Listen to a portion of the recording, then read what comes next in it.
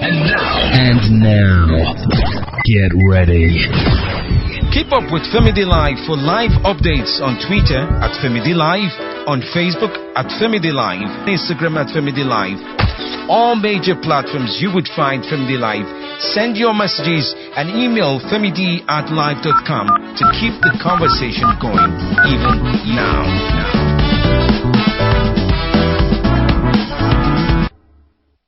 Nothing breaks the news like the news.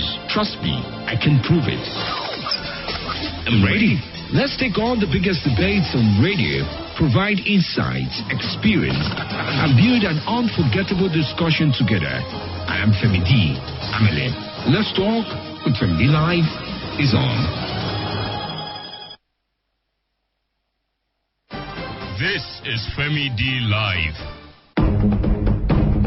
A great talk show unravels your thinking, makes you stop to listen, engages you in a debate of opinions. I believe this man knows what he is doing. He is a Nigerian.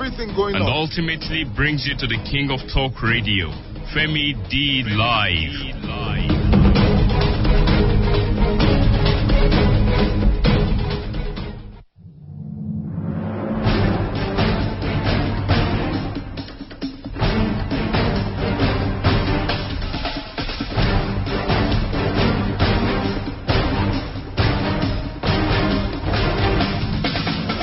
Thank you so much for joining in. Welcome to Room for Debate, this very November edition.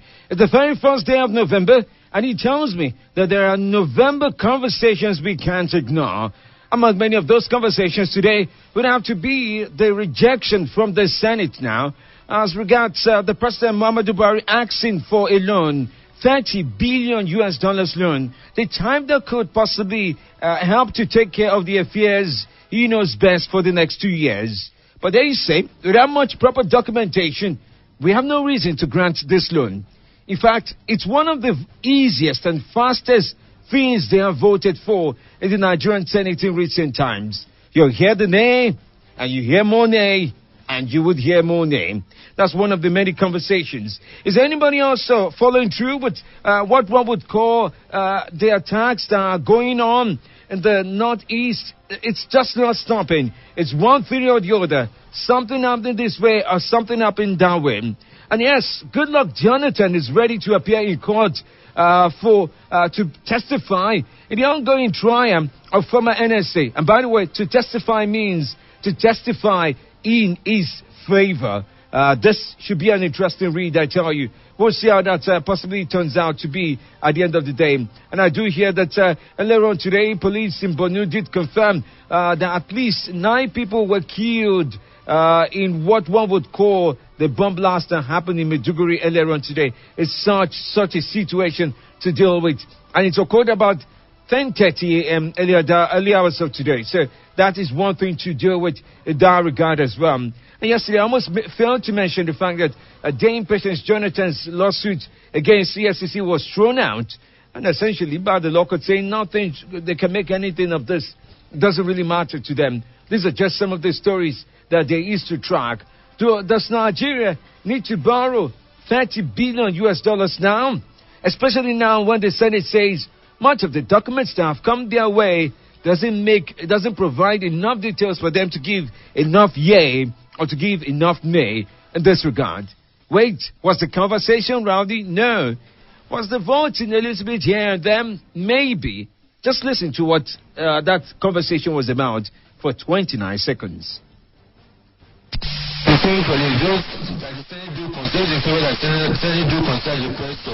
Presidency in 2016 and 2018, Senate Boring Ruling Plan.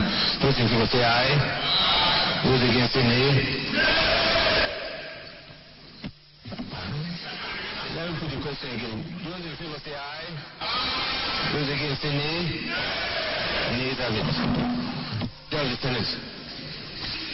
And truly the nays did have it. So that's the 29 second of make or break situation. Sorry, it's a little bit fuzzy, but that's exactly pretty much how it went. There was really nothing more to capture in terms of the debates that they had. Stay with me when I come back from the break. Let's listen to the few suggestions and few reasons why that could have led to the reason why they declined The likes of Senator Kwerimadu had something to say. Senator Hope Uzodinma also lent his voice to this conversation. And I'm missing out on Senator Danjuma Goje as well. These are the people that talked about the reasons why the nay sounded louder than the yay in this regard. This is the place to be with Femidlive. I'll be back after the break.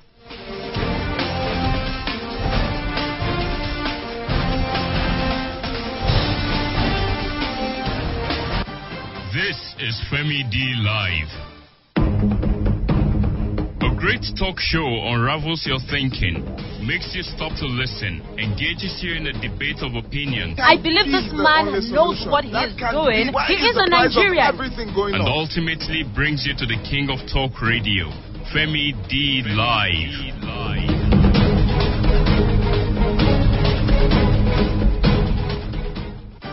This is Femidlive.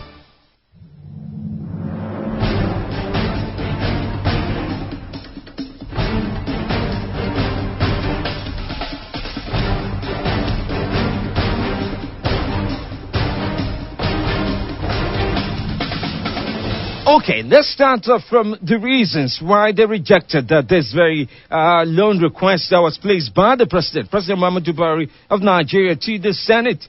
Oh yes, it's an interesting one. So, the Nigerian Senate rejected the President Muhammadu Buhari's request for the approval of $29.6 billion external borrowing.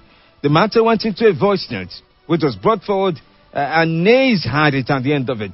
The senators turned down the external borrowing request due to what they called, quote now, lack of documents supporting the request as referenced in the letter. Lack of documents supporting the request as referenced in the letter. Now, many of you remember President Buhari wrote to the National Assembly not too long ago saying, I just need about $29.9 billion to ensure the prompt implementation of projects. President Buhari said the projects are cut across the likes of agriculture, health, education, and water supply. Now, that letter was also read in the House of Representatives, and well, it did add its own tone as well at the time. Now, here would have to be what the Speaker, Yakubu Dogara, explained the reasons for the letter. Here's what the Speaker did say. He said, considering the huge infrastructure deficit currently being experienced in the country, and the enormous financial resources required to fill the gap in the face of dwindling resources and the inability of our annual budget to bridge the infrastructure deficit, it has become necessary to resort to prudent external borrowing to bridge the financial gap, which will largely be applied to key infrastructures projects, namely power, railway, and road projects, among others. The total cost of the projects and programs under the borrowing plan is $29.96 billion, made up of proposed projects and programs loans of $11.274 billion, special national infrastructure projects of $10.686 billion, Eurobonds of $4.5 billion, federal government budget support of $3.5 billion. Okay, so that pretty much describes exactly what the $29.96 billion was requested for, as we had the House of Reps Speaker Yakubu Dogara read the letter out. But if anybody follows the school of grammar like I do, and if you're good at economics a little bit, or some of these macroeconomic terms, you pretty much also wonder that this is vague, this is out there, this doesn't exactly say exactly what would be done about exactly in itself. Even using the word exactly in this exactly sense doesn't make much sense in the whole sense of it. All right, well, wait for a moment. Special national infrastructure projects of $10.686 billion. What on earth is that? Just asking. If you do understand, let me know. Eurobonds of $4.5 billion. Yeah, okay, I understand that. Federal government budget support of $3.5 billion. Federal government budget support of $3.5 billion in this regard. Now, I tell you this. There's arguments about if this case or this cost was relevant enough. Essentially, if one were to say, if the president really had good reason to request for this fund. Now, remember, if you put about $29.96 US dollars In Naira, you'll possibly be playing around about 9 trillion Naira. Yes. And if you add that to the debt Nigeria has, you'll be working with 12 trillion Naira. Something, by the way, the Debt Management Office says we shouldn't even be flirting with. Earlier on today, the DG, that's the Director General of the Debt Management Office, granted an interview. His name, Dr. Abraham Nwakom. He explained that the position of the DMO is not contradictory to the Nigerian government external borrowing plan of $29.6 billion. Dr. Nwako explained that there are major benefits of external borrowing plan of the federal government. He said, and I quote him now, the external borrowing program which Mr. President has placed before the National Assembly for approval covering 3 years is for the Federation. It covers projects in all the states. And as you know, in Nigeria, there are no fiscal geographical locations known as federal government. So all the railways, rural water projects, education, health, road projects are all in one state or the other. He also did that Nigerians need to understand the importance of the borrowing program before the National Assembly are presented by the President, as it is for everybody. Now, Dr. Nwako said there had been an erroneous publication in the dailies regarding the DMO's position on the loan, and our office has been making efforts to correct the wrong impression. He said the Debt Management Office had fixed the maximum limit for the federal government's domestic and external borrowing to be $22.08 billion for 2017 fiscal year. Nwako also did say that this does not negate the government's plan to borrow $30 billion. So, do you understand the maths now? The guys in charge of our debt who can tell you whether we're credit-worthy or even debts unworthy, as the case may be, says 2017, guys, don't go beyond $30 billion. And the federal government says, well, don't go beyond $22.08 billion. The FG says, why? Why should we do that? Why can't we take in $30 billion? Let me break it down in a simple explanation. Because I love the concept of microeconomics a lot more. Because it's almost like the type when it's like a balanced diet. Oh, sorry, they don't call it balanced diet anymore. It's more adequate diet these days. It's like an adequate diet. A diet where you look for the protein in the meal, and that could be the eggs, the boiled egg in it. You look for the carbohydrates, that could be rice or yam, depending on what you're eating. And if you're luxurious like some people are, besides the yam and egg, if that's the meal, you could have a little bit of carrots, which will provide the vitamins and minerals in there, maybe fried or not fried. You could have the likes of coleslaw and the rest of it. Don't get hungry now. Nobody should get hungry on this. I'm just trying to describe to you what an adequate diet actually looks like. It carries everything that the medical doctors often say is the best way you can eat and you feel good. In this Nigerian budget, supposedly, and the borrowing plan, it's like an adequate diet. It looks like it anyway. Like an adequate diet, a balanced diet and an adequate diet, or a sufficient diet. Forgive me, let me create that. A sufficient diet. So let's look at an adequate diet in terms of economics now. It will be one where there's a little bit of capital expenditure. That's the money you want to invest in buying. You know, when you go to the market, there's a yam you buy to keep at home and there's a yam you buy to cook. Because, you know, next month when there'll be no yam, you can brag and eat your chest like a Godzilla and say, hey, I have yam at home. I have no reason to worry. Meaning, even if the price goes up, like, just imagine if you have a bag of rice at home right now. A full bag of rice at home means you have somebody's minimum wage in your kitchen sitting out there. And somebody every day would make time to cook and take some portion of it to cook. So you have somebody's minimum wage sitting in the kitchen if you have a bag of rice. Yeah, that's the way it is. That's the honest truth.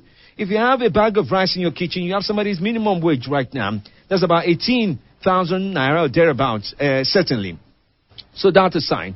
Still going with the concept of adequate diet. Breakdown now. So the federal government says, oh, I want this.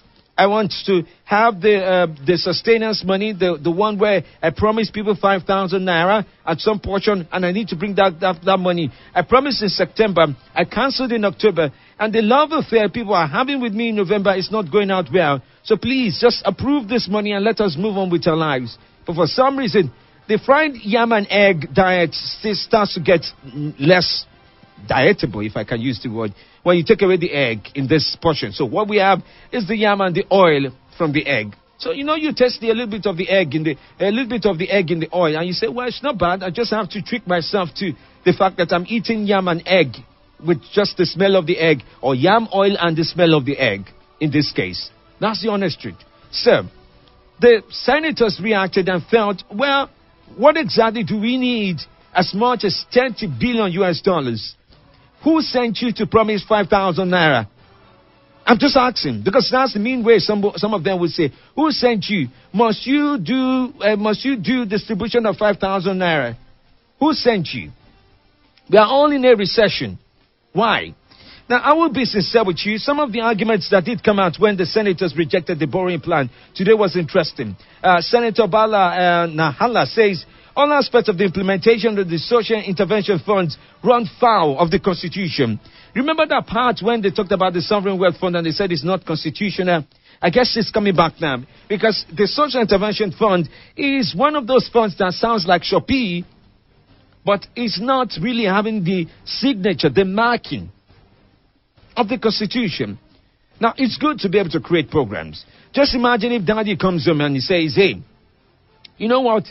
We're going to be giving 500 every month for the poor. It sounds good, doesn't it? Really noble. A noble project. 500 naira. Because, it's not about plan if Daddy collects 500,000 naira every month. And he says, I'm going to be giving out 500 naira every month to the poor. It's not bad. No. It's not even bad at all.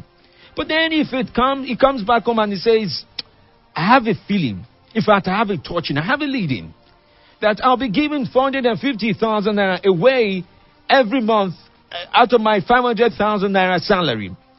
Your mommy will say, are you sure the Spirit led you? Are you sure, honey, are you sure you won't go back to prayers and check very well? Because somehow, for some reason, it sounds like somebody out there has committed more money to doing social programs that may be not exactly in line with the other people who supposedly have structured lives. That's the debate now. So much of the debate runs deep and it runs really foul, as one would say. The Nigerian senators and the lawmakers are possibly arguing for the fact that, well, we're not saying you shouldn't do good, but how much good can you do at the time when you're broke? We're not saying you shouldn't provide 5,000 naira to people, but who are you providing 5,000 naira to?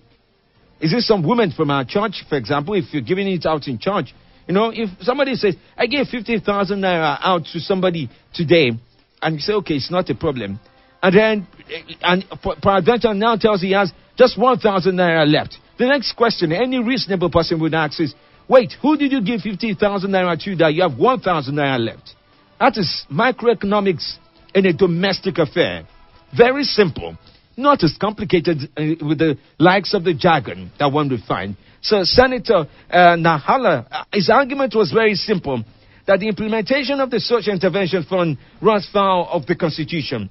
In simple English, we never knew that you wanted to do this. It's not a problem for you to be a giver and to have a plan to give, but to who and to whom and for what? How much of this are you giving?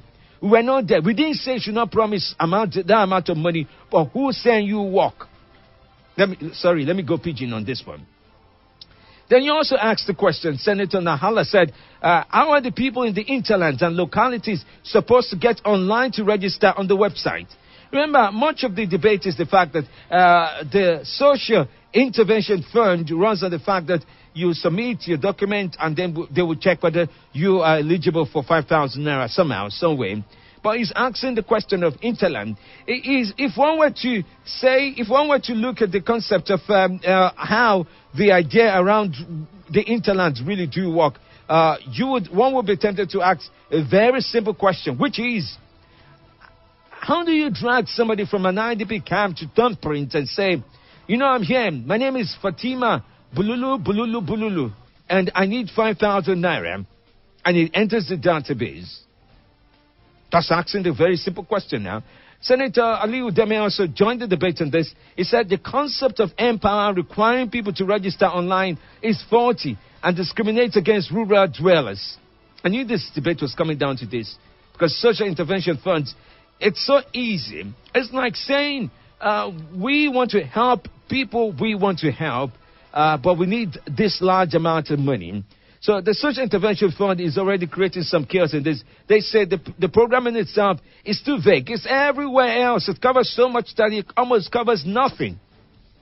Then there's the part about where Senator Hope Uzodinma and Biodun Olujimi, both senators now, condemned the implementation as not far-reaching to all the nooks and corners of the country. And then there's the part about what Senate President Bukola Saraki did ask the chairman of the Poverty Alleviation Committee, Senator Ali Wakili, to shed more light on some of these concerns. Oh, so Wakili, who is the chairman on Poverty Alleviation, stands up and he decides to talk. He says the social intervention plans is not domiciled in any ministry, but is managed by the vice president, Professor Shibajo's office by consultants. In other words, one of the largest amount of money President Muhammadu Buhari and the vice president and anybody in the government is asking for the social intervention fund or plan or program doesn't follow any structure. That's what this means. Doesn't follow any structure within Nigeria. It's not as if you can find it under the committee, the Ministry of Health, or the Ministry of Women and Affairs, any of the other ministries. No, it's not in there. It doesn't belong. It belongs to nobody and belongs to everybody. Situation. I don't know what else to call it. Maybe that should be a ministry now. The Ministry of belongs to nobody and belongs to everybody for this type of program, because that's what Senator Wakili may be implying in this sense. Now, he did say he expects the National Assembly representative of the people are to be carried along in this case. And then Senator Danjuma Goje did speak up on this insistence on the details of the plans of the Social Intervention Fund.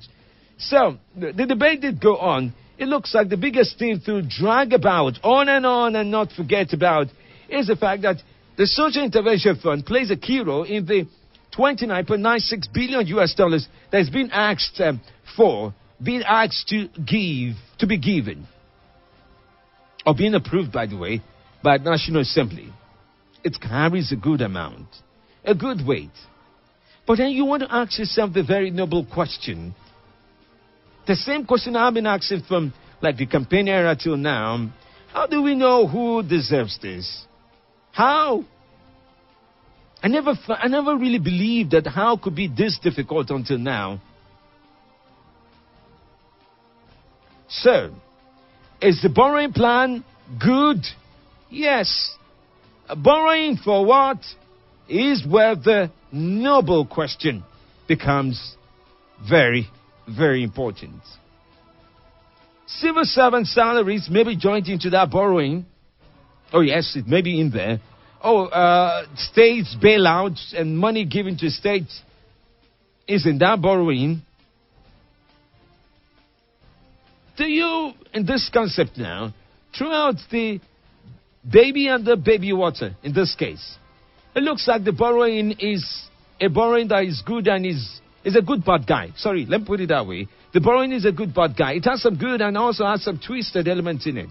A time that if it was not being done by the credible position and credible personality of the President Muhammadu Buhari, if it was being done by anyone else, somebody else out here by now will have been raiding and raking the idea that this is just the way money is about to be siphoned from the economy.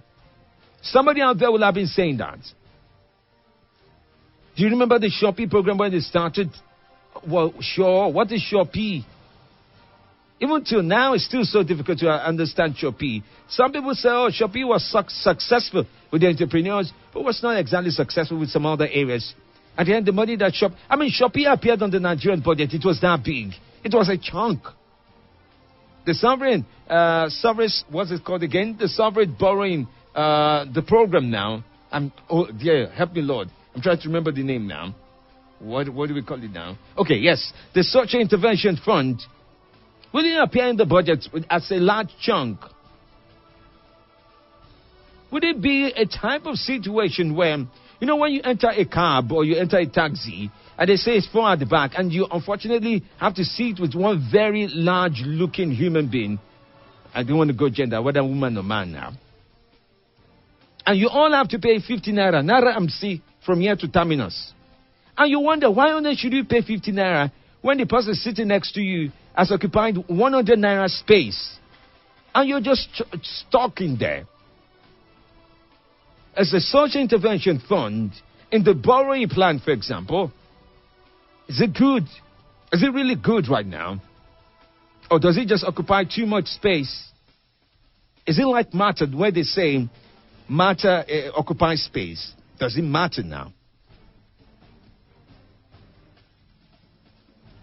Or should it just be the concept of governors' bailout, salaries, the welfare of the people, the regular things that make the list of the budget every year? And then the railway part comes in as well, the programs being created and the rest of them. How does this all come together? Should the borrowing plan be broken down into so much detail like the Nigerian budget was?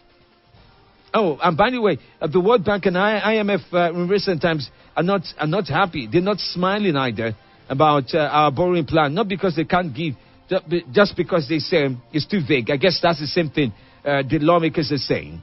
But what do you say? What is in this borrowing plan? It's okay to borrow, not a problem to borrow. But borrow for what? For what exactly are we about to borrow? And what documents would convince, and I say this carefully again, would convince the Nigerian lawmakers to understand that yes, this we agree. We agree. Bawahala. We agree. Let me sound with agree in my mouth. We agree that you can borrow. What is good enough? Join the conversation immediately after the break. I'd like to listen to you, to hear what you do have to say. The borrowing plan is good, but borrowing for what? What should stay, what should go? What could be good to save the Nigerian economy? What documents could possibly be provided to convince the Nigerian lawmakers that we need to borrow? And are they just doing this because it's the right thing to do? Oh yes, the motive of saying no of saying nay is another language of its own. But that conversation with you starts after the break.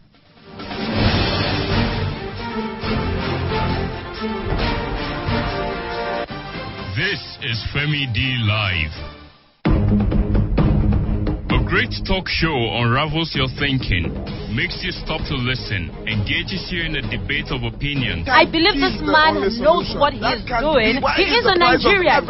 And ultimately brings you to the king of talk radio, Femidlive.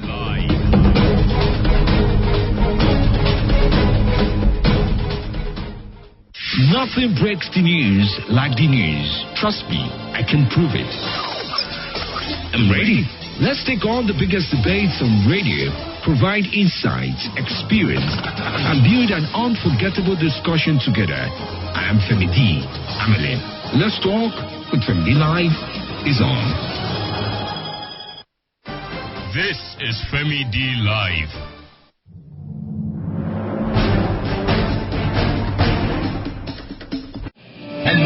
And now, get ready. Keep up with Femidlive for live updates on Twitter at Femidlive, on Facebook at Femidlive, Instagram at Femidlive. All major platforms you would find Femidlive. Send your messages and email femid@live.com to keep the conversation going even now.